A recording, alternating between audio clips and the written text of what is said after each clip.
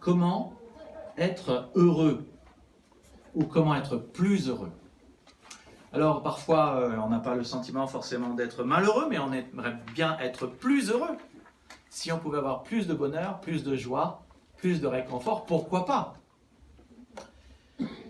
Parfois on est frustré, parfois les gens nous font mal, mais en tout cas, si jamais on pouvait connaître juste les clés du bonheur, pourquoi pas? Et c'est pour ça que j'aimerais vous inviter à étudier ensemble dans les prochaines semaines, les 12 prochaines semaines, le livre de Philippiens. Alors, Philippiens, c'est le livre officiellement de la joie.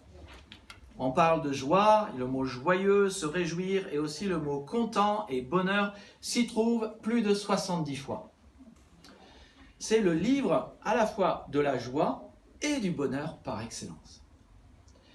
C'est un livre qui a été écrit dans les années 62 après Jésus-Christ par un dénommé Paul, que vous connaissez, alors qu'il était en prison à Rome, et il avait certainement bien des raisons de se plaindre et de s'apitoyer sur lui-même.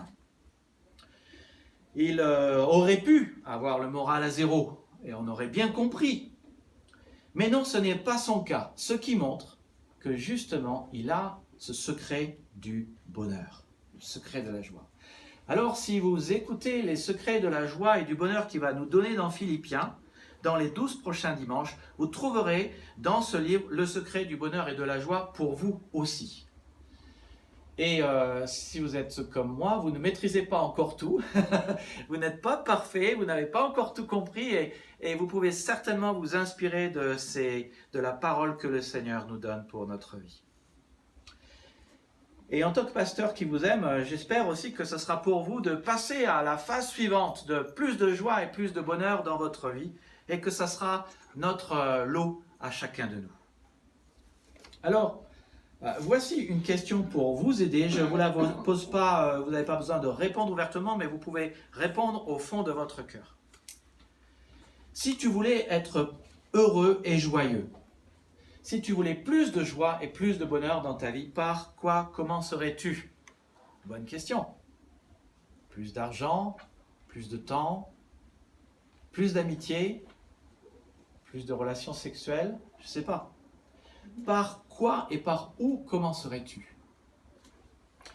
Eh bien, dans notre texte, Philippiens chapitre 1, versets 1 à 11, vous serez peut-être surpris que Paul commence par les relations.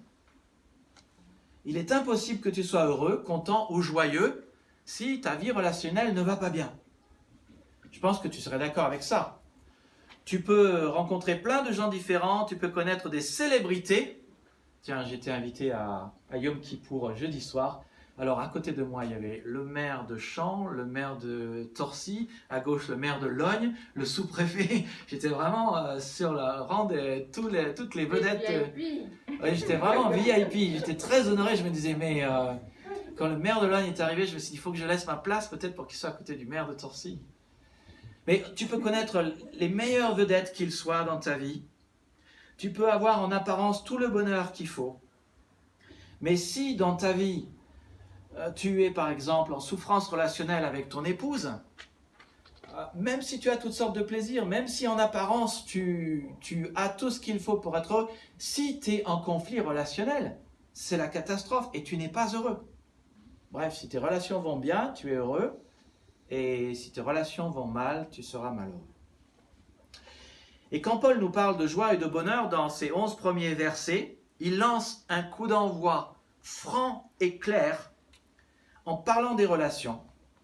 Et dans ces premiers versets, il nous parle de comment avoir des relations saines. Et voilà déjà une des clés. Pour que nous soyons heureux dans notre vie, il faut avoir des relations saines, des relations en bonne santé. Le secret de la joie, c'est d'avoir ces relations. Alors, Paul, dans ces 11 versets, va faire 4 déclarations, 4 constatations de choses qu'il vit déjà dans sa vie. Et on va revenir sur chacune de ces déclarations de manière à pouvoir les développer dans notre vie pour que toi et moi puissions passer au stade suivant de bonheur et de joie. Alors, je suis dans Philippiens chapitre 1. Aujourd'hui, pour des questions de traduction, on va être dans la Bible Summer. Je saute ces quelques rapides conseils, trucs et astuces, on y reviendra peut-être plus tard. On est dans la Bible Summer. Et donc, il y en a des diapos, voilà. Paul et Timothée, vous voulez lire avec moi? Paul et Timothée, serviteurs de Jésus-Christ, saluent tous ceux qui, par leur union à Jésus-Christ, sont membres du peuple saint et qui vivent à Philippe, ainsi que les dirigeants de l'Église et les diacres. Que la grâce et la paix vous soient accordées par Dieu notre Père et par le Seigneur Jésus-Christ. J'exprime à mon Dieu ma reconnaissance chaque fois que je pense à vous. Je prie pour vous tous en toute occasion, et c'est toujours avec joie que je le fais. Oui, je remercie Dieu pour votre solidarité qui, depuis le premier jour jusqu'à maintenant, a contribué à l'annonce de l'Évangile.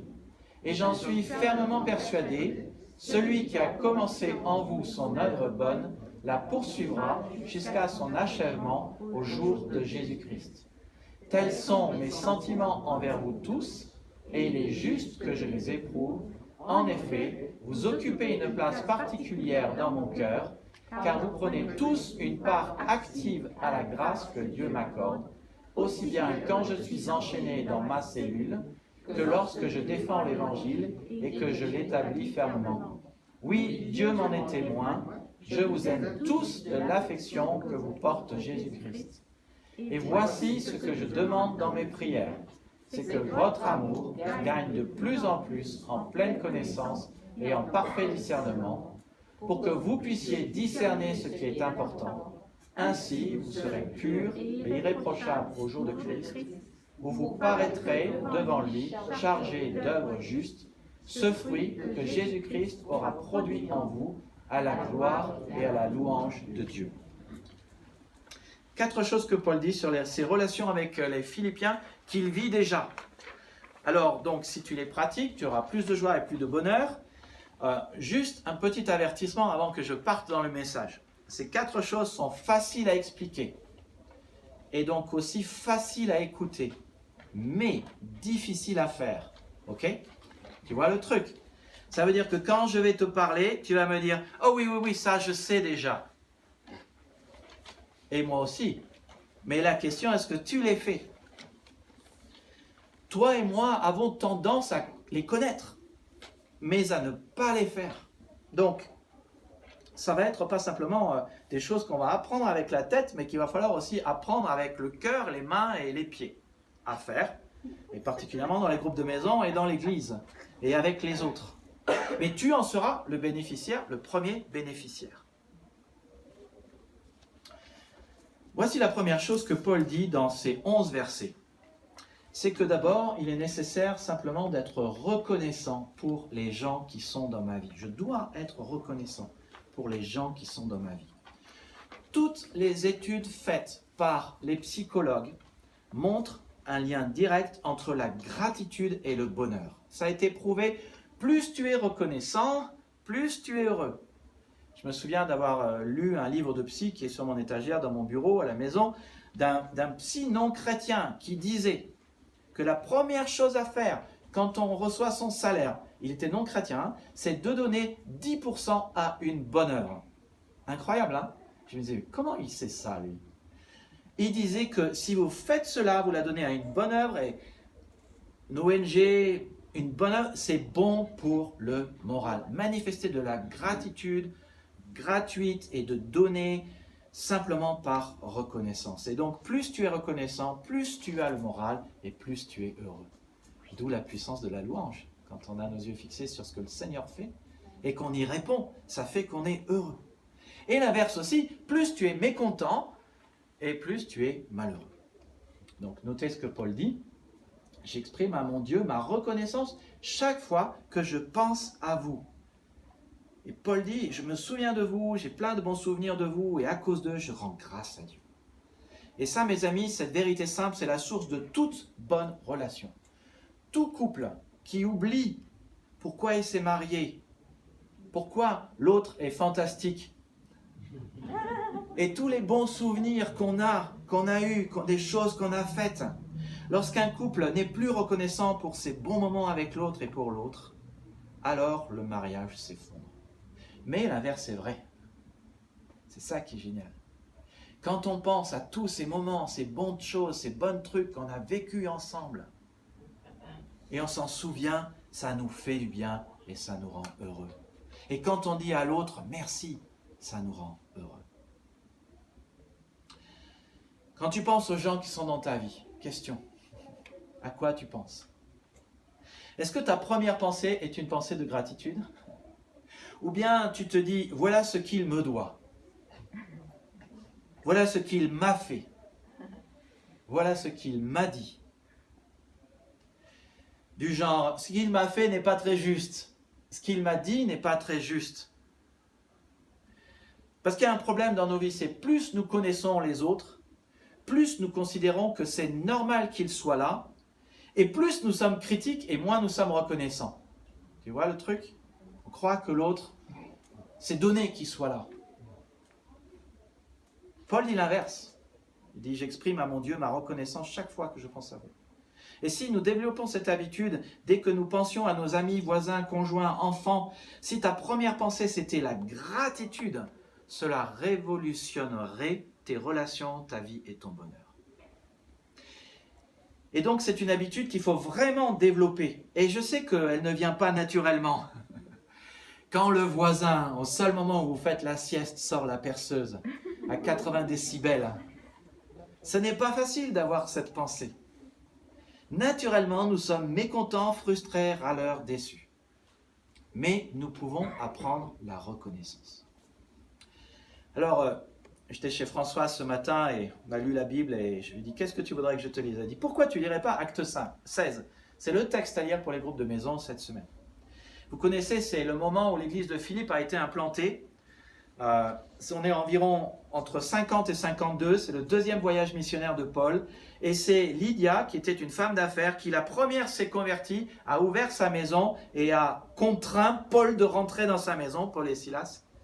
Puis plus tard, Paul a chassé un esprit de divination chez une jeune fille qui disait, il les suivait et l'agaçait en disant toujours, ils sont les prophètes du Très-Haut, ils vous annoncent le chemin et la bonne nouvelle.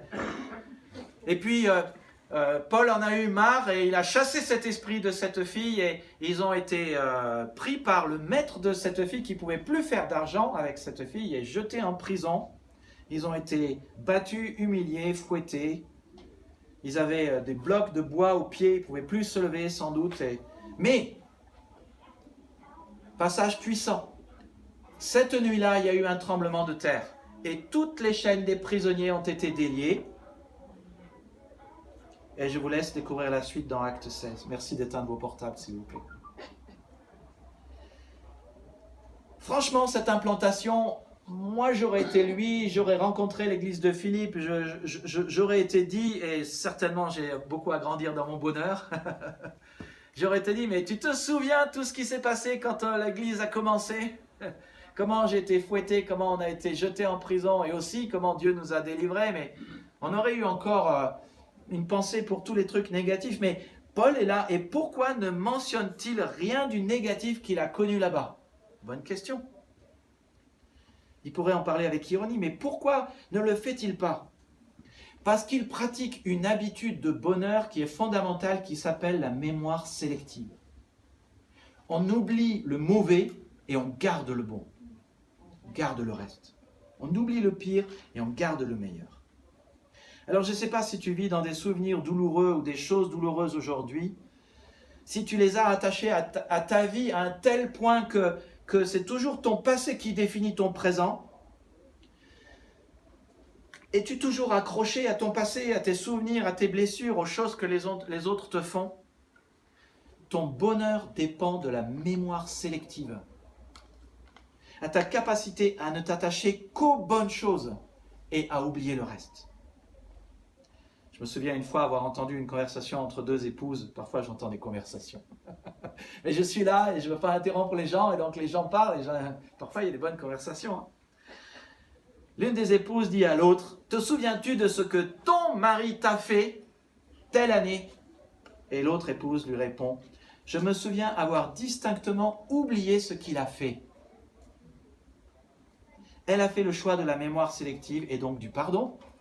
Elle a fait le choix du bonheur et elle était heureuse alors que l'autre ne l'était pas parce qu'elle était toujours en train de se souvenir du mal que son mari lui avait fait. C'est un choix. Et en fait, c'est notre choix et c'est ton choix. Tes souvenirs, ta mémoire, ce dont tu te souviens, ce à quoi tu penses, c'est ton choix. Si tu veux t'accrocher à ces souvenirs douloureux et les injustices qui t'ont été faites, tu peux. Et on te comprend. Mais si tu veux être heureux, et là on te comprend aussi, passe à la suite, passe aux bonnes choses. Et donc toute la question c'est que préfères-tu? Oublie le pire, garde le reste. Deuxième habitude de bonheur relationnel, être reconnaissant et prier avec joie pour les gens. Prier avec joie pour les gens de ma vie. Je prie pour vous tous en toute occasion et c'est toujours avec joie que je le fais. Pensez à une personne qui vous irrite et vous frustre. Et je pense que c'est pas trop dur, hein? Défense de regarder à quelqu'un d'autre dans la salle. Quelqu'un qui vous irrite et qui vous frustre. Que faites-vous? Priez-vous pour elle ou est-ce que vous vous plaignez pour elle? Est-ce que vous râlez? Est-ce que vous la harcelez? Est-ce que vous la pinaillez? C'est toi qui décides, sachant que ton bonheur en dépend. Sérieusement, est-ce que harceler quelqu'un, ça la fait changer en bien? Est-ce que pinailler quelqu'un, ça la fait changer en bien? Non, tu dois décider, sachant que ton bonheur en dépend. Autre question, est-ce que la prière marche? Tout le monde n'est pas convaincu. Est-ce que la prière marche? Oui. Alors donc, pourquoi râlons-nous sur les gens et pourquoi ne prions-nous pas pour les gens? Il y a plein de choses que vous aimeriez sans doute changer chez les gens qui sont autour de vous, mais vous ne voulez pas vous changer vous-même. Vous voulez que les autres changent. Vous pensez, si seulement l'autre pouvait être meilleur, plus selon mon perfectionnisme, mes standards, mes manières de voir les choses, alors je serais heureux. On veut toujours changer les autres, mais la vérité, c'est qu'on ne peut pas changer les autres. Tu ne peux pas changer les autres et les gens peuvent se changer eux, tu peux te changer toi, mais changer les autres ne marche pas et encore moins si tu râles ou si tu es négatif. Mais le seul truc qui marche, c'est la prière positive. Tu remercies Dieu pour eux, ça c'est positif, on voit le positif chez les gens, et puis tu pries pour eux avec joie. Prier avec joie pour des changements positifs est bien plus efficace que la pensée positive. Et je n'ai rien contre la pensée positive, hein. Je préfère que tu penses positivement que de penser négativement, ça c'est sûr. Mais les pensées positives ont plutôt tendance à te changer plutôt que de changer les autres. La prière positive va changer tes proches parce que Dieu a la puissance de changer les gens. Voici un truc et astuce pour ton bonheur, à écrire si tu penses que ça peut être utile, mais la meilleure manière de transformer une mauvaise relation en une bonne, c'est tout simplement de prier pour elle. Aussi simple que ça. Et que peux-tu prier pour tes relations? Parfois on est là, on est à sec, on se dit, mince, qu'est-ce que je peux prier? J'aimerais qu'il change, mais qu'est-ce que je peux prier? Prenez exemple sur Paul, dans les versets 9 à 11. Voici ce que je demande dans mes prières et ce que votre amour, c'est que votre amour gagne de plus en plus en pleine connaissance et en parfait discernement. Pour que vous puissiez discerner ce qui est important. Ainsi vous serez purs et irréprochables au jour de Christ, où vous paraîtrez devant lui chargé d'œuvres justes, ce fruit que Jésus-Christ aura produit en vous à la gloire et à la louange de Dieu. Tu peux prier cela pour tes enfants, pour tes amis, pour ton collègue qui est en train de te réveiller de ta sieste. Tu peux prier ça pour tout le monde. Tu peux prier cela pour moi, pour toi. Regarde ce que le texte dit. Il dit, Paul prie qu'il grandisse en amour. Il dit que votre amour augmente de plus en plus, qu'il grandisse en amour. Après, il prie qu'ils prennent les bonnes décisions, qu'ils prennent des décisions sages. Il parle de discernement, que votre amour gagne de plus en plus en pleine connaissance et en parfait discernement pour que vous discerniez ce qui est important. Et puis, il parle aussi de que l'autre ait une vie d'intégrité. Il parle de pureté et d'être irréprochable. Ainsi, vous serez purs et irréprochables. Prie cela pour les Philippiens. Et puis, il prie qu'ils deviennent semblables à Jésus-Christ en caractère. Toute la question de la sainteté, de grandir, d'être irréprochable au jour du Christ, de la perfection qui sera là et que nous aurons à ce moment-là. Et il parle d'avoir ce fruit de justice en nous. Et on le disait cette semaine, hier, dans les groupes de maison, à quoi est-ce qu'on peut mesurer notre maturité? Eh bien, tu prends Nicolas et tu mets Jésus-Christ et tu peux mesurer. Tu prends Rado et tu mets Jésus-Christ et tu peux mesurer. Voilà, ça nous rend humble. On se dit, bon, il faut encore qu'on grandisse un peu, mais on peut prier cela pour les autres. Et après, peut se dire, on peut aussi prier cela pour nous.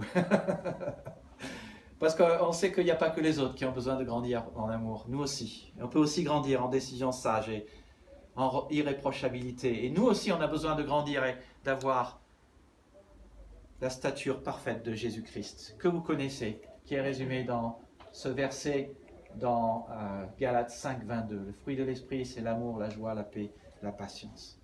Donc tu peux prier durant cette semaine, ces 4 choses pour toi, pour ton épouse, pour tes enfants. Et on a une promesse qui est associée à cette prière. C'est que si nous prions selon la volonté de Dieu, nous serons déjà exaucés. C'est 1 Jean qui dit cela dans les derniers chapitres. Quand nous prions la volonté de Dieu, nous savons qu'il nous répondra tôt ou tard. 3e habitude de bonheur à faire, comme Paul le fait, c'est qu'il attendait des gens le meilleur. De s'attendre, de m'attendre à ce que le meilleur arrive à mes proches. On attend cela des gens et on attend que le meilleur leur arrive. Notez ce verset 6 qui est le verset sur le bulletin aujourd'hui, dans la version Summer. « J'en suis fermement persuadé que celui qui a commencé en vous son œuvre bonne la poursuivra jusqu'à son achèvement au jour de Jésus-Christ. » Et entourait vraiment le mot « persuadé ». Il est certain que Dieu fera son œuvre dans la vie de l'autre. Même quand tu es désespéré, même quand tu en as marre, même quand tu penses que c'est juste pas possible, même quand tu penses que c'est irrécupérable, c'est sans espoir, il est juste indécrottable. Non, il y a de l'espoir, tu peux être persuadé. Non pas parce que les gens peuvent se changer, mais parce que Dieu peut les changer. Et ça, ce n'est pas une pensée positive, c'est la vision de Dieu pour leur vie. Et Paul se cale sur elle et cale les gens sur elle, ce qui a pour effet de tirer les gens vers le haut. Toute la notion de la vision de Dieu pour notre vie. Quand nous calons notre vie sur la vision de Dieu, ça nous fait du bien et ça nous tire vers le haut.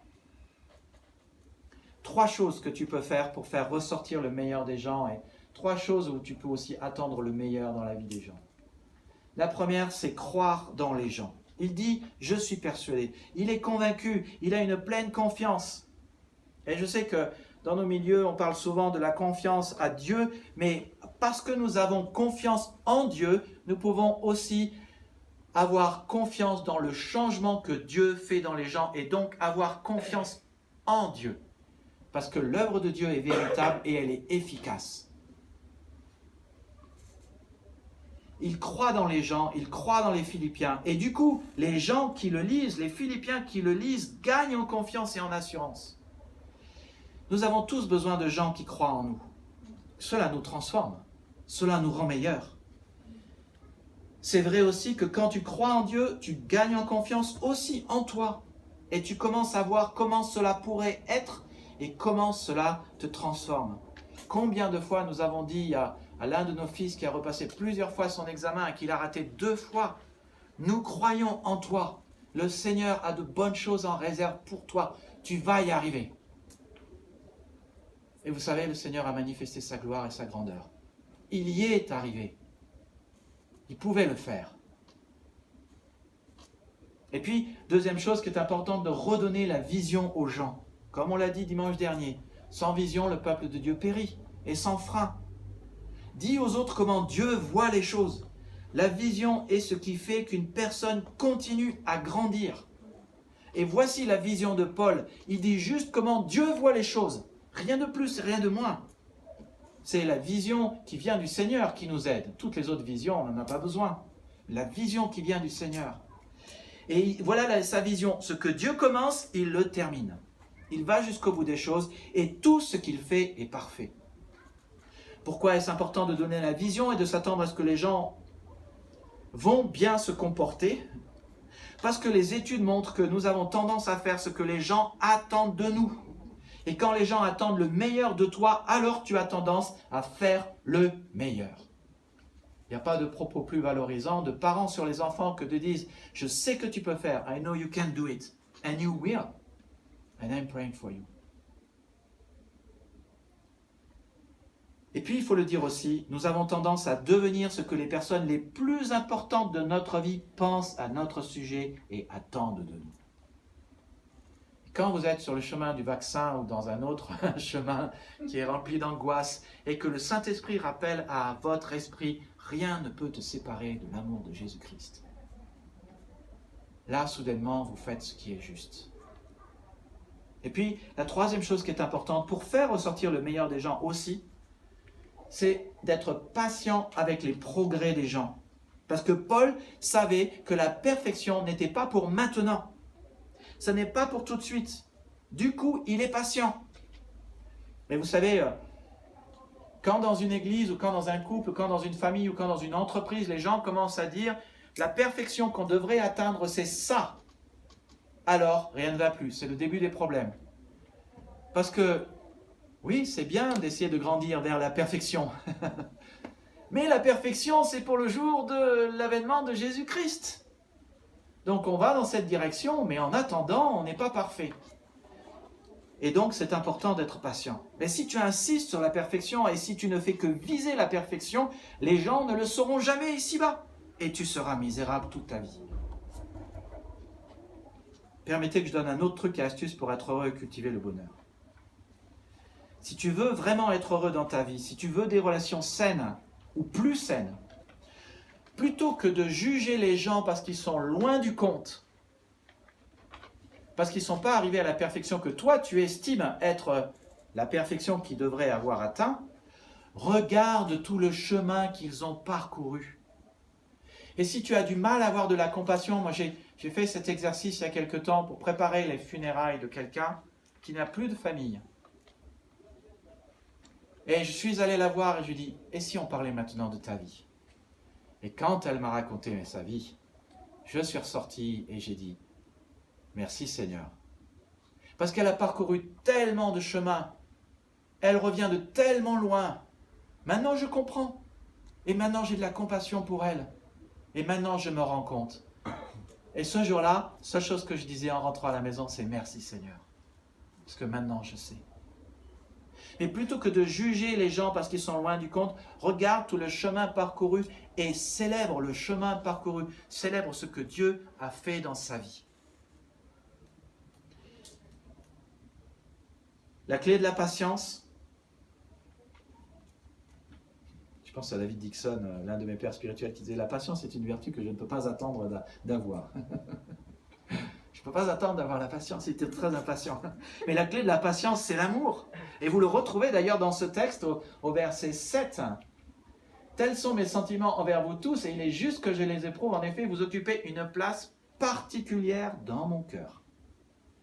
Car vous prenez tous une part active à la grâce que Dieu m'accorde. » La grâce que Dieu m'accorde d'annoncer l'évangile. Parce que les Philippiens avaient fait une grande offrande pour rendre la vie et le ministère d'évangéliste de Paul possible. Mais entoure dans ce texte où souligne le mot « cœur ». Mes amis, voici la clé du bonheur. Ton cœur. Sais-tu ce que j'ai découvert dans ma propre vie? J'ai découvert que quand les gens ne sont pas dans mon cœur, ils sont sur mes nerfs. Et quand quelqu'un est sur mes nerfs et que je m'énerve, je rentre à la maison et je me dis, là j'ai tout foiré. Et je me pose la question pendant 24 heures, 48 heures. Eric, il sait de quoi je parle. Pendant 24 heures, 48 heures, parfois je rumine toute une semaine dessus. Je dis, mais comment j'aurais pu mieux faire? Et en fait, il n'y aurait pas besoin de ruminer. Parce que le seul problème, c'est, Nicolas, tu le mets dans ton cœur. Pas dans ta tête, pas dans tes mains, pas dans tes yeux, pas dans ta bouche. Dans ton cœur. Beaucoup de problèmes que nous avons proviennent de ce que nous n'y mettons pas notre cœur. Du coup, les gens sont sur nos nerfs et nous réagissons avec notre tête. Mais nos relations ne fonctionnent pas avec la tête. Tu vois, c'est ça le truc. Comme Jésus l'a dit, tu aimeras ton Dieu de tout ton cœur et tu aimeras ton prochain comme toi-même. Mesdames, supposez que votre mari ou que vous soyez en couple ou pas en couple, mais que quelqu'un proche de vous vienne vous dire il y a un truc qui me fait tellement mal et il y a ce truc qui me fait peur et vous lui répondez avec votre tête du genre « mais rien n'est logique dans ce que tu es en train de me dire !» Vous savez, l'autre il va repartir en disant « bon, il ne me comprend pas, hein, elle ne me comprend pas, hein. » Et je pourrais retourner les choses dans l'autre sens. Nous les hommes, nous parlons souvent avec la tête. Souvent. Si quand quelqu'un vient à toi avec un problème de cœur, tu lui réponds simplement ce qui est juste de penser, je vais te dire un truc, vous n'êtes pas sur la même fréquence en fait.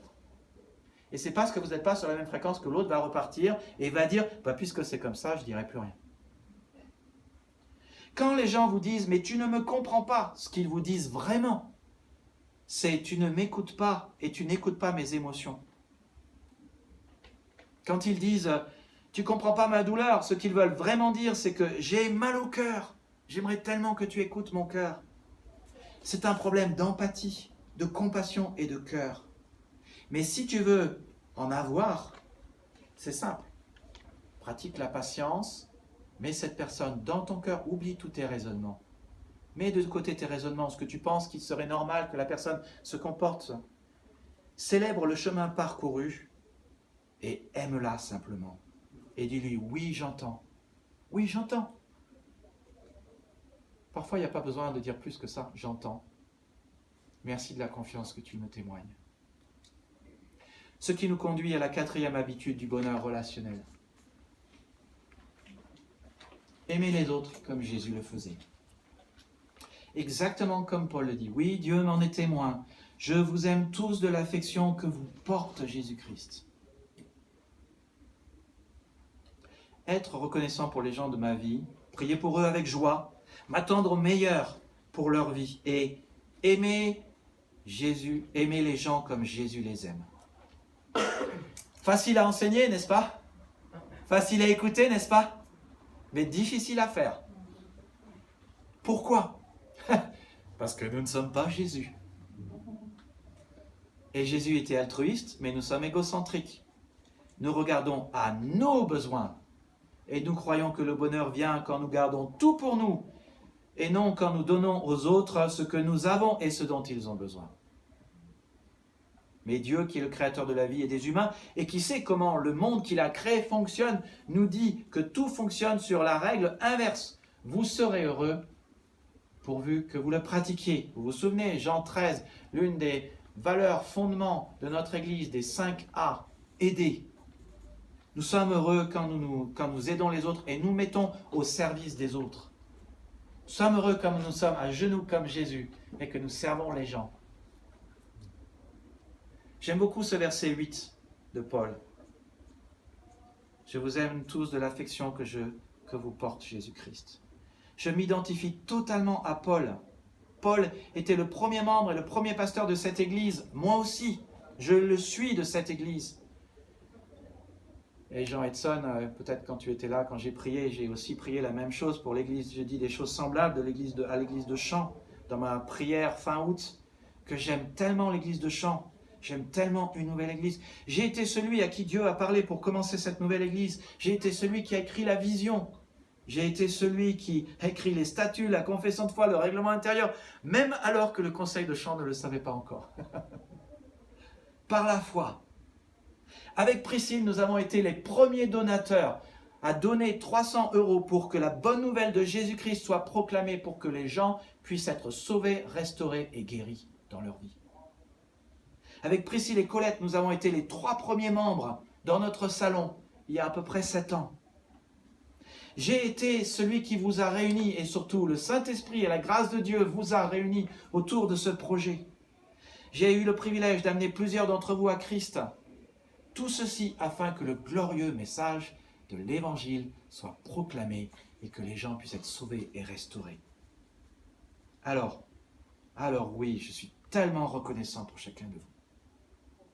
Tellement reconnaissant parce que Dieu vous a parlé et vous a dit de rejoindre cette nouvelle œuvre, qui n'est pas une œuvre facile, c'est une œuvre par la foi.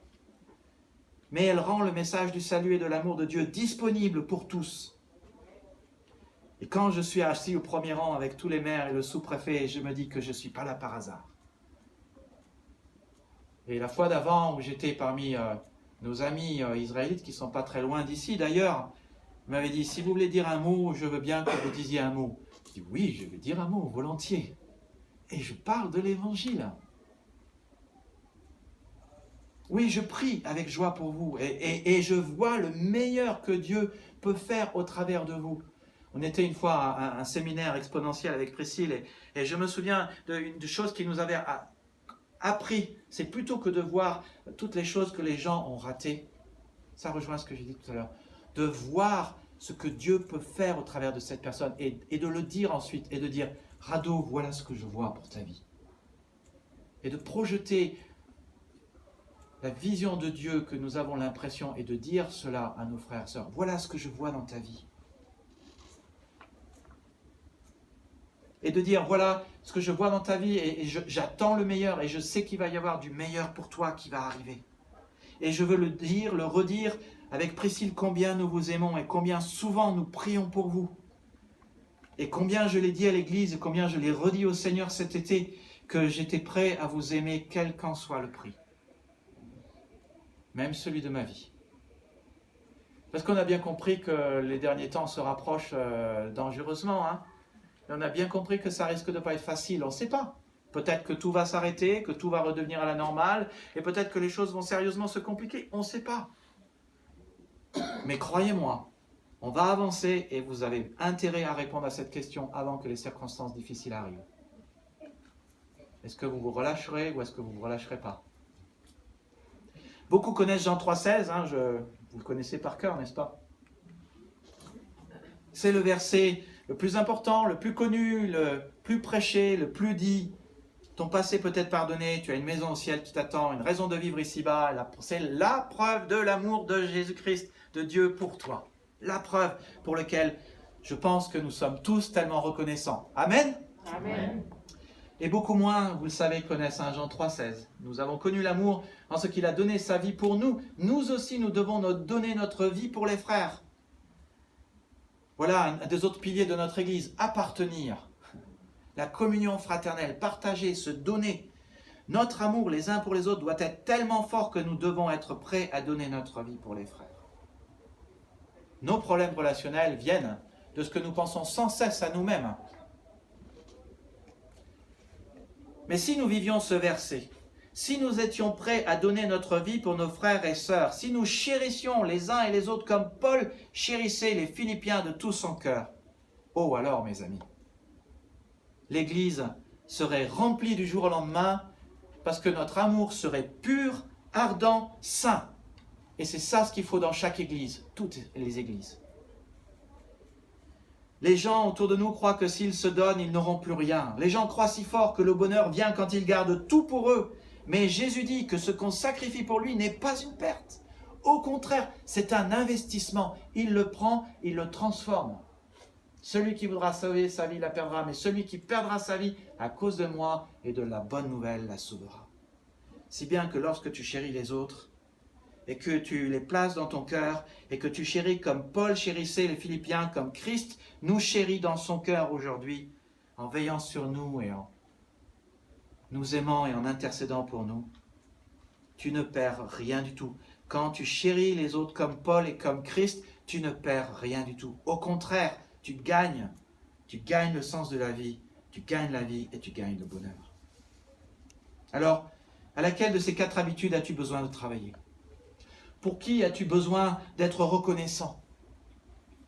Peut-être tu as besoin de faire de la reconnaissance une habitude de prière. Peut-être que tu as besoin que demain, plutôt que de prier pour tes besoins personnels, tu pries, tu t'assois et tu dises « Merci Seigneur pour Anne-Marie, et merci Seigneur pour Juliette, et merci Seigneur pour Rado et Obi, merci Seigneur pour Jean-Edson. » Et tu complètes la phrase « Merci Seigneur parce que... » Est-ce que tu pries pour les gens avec joie, priant des bonnes choses, t'inspirant de la prière de Paul, prier pour que leur amour grandisse, pour qu'ils grandissent en maturité, pour qu'ils grandissent en discernement, pour qu'ils grandissent à la stature parfaite de Christ? Est-ce que tu es patient avec les progrès des gens?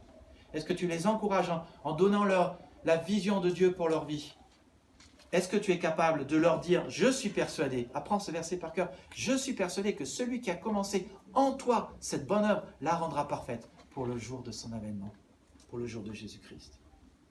As-tu besoin d'aimer avec ton cœur plutôt qu'avec ta tête. Dans les 12 prochaines semaines, on va parler de ces habitudes de bonheur. Le désir va te mettre en marche, mais c'est les habitudes seulement qui vont changer ta vie. Alors si tu veux ce bonheur, j'aimerais vraiment t'inviter à être là régulièrement, à inviter d'autres gens régulièrement qui n'a pas besoin de bonheur ou de plus de bonheur. On va l'étudier ensemble, mais ne sois pas égoïste. Partage déjà ce bonheur qu'on va entendre au travers de la lettre aux Philippiens en invitant d'autres gens.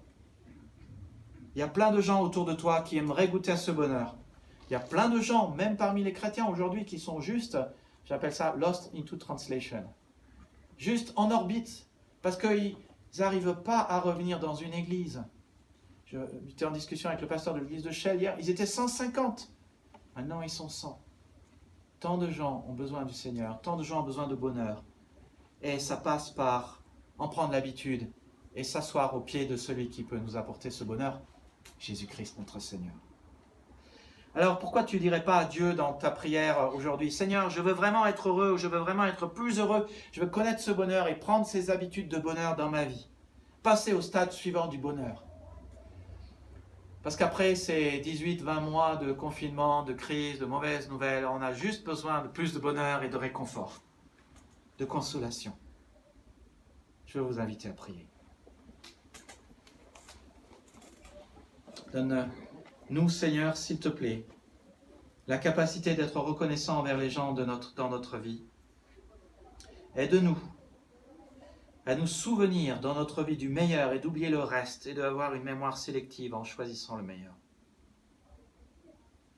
Pour toutes nos relations, aide-nous à prier pour elles avec joie, pour les bonnes et les mauvaises relations. Aide-nous à bénir notre ennemi.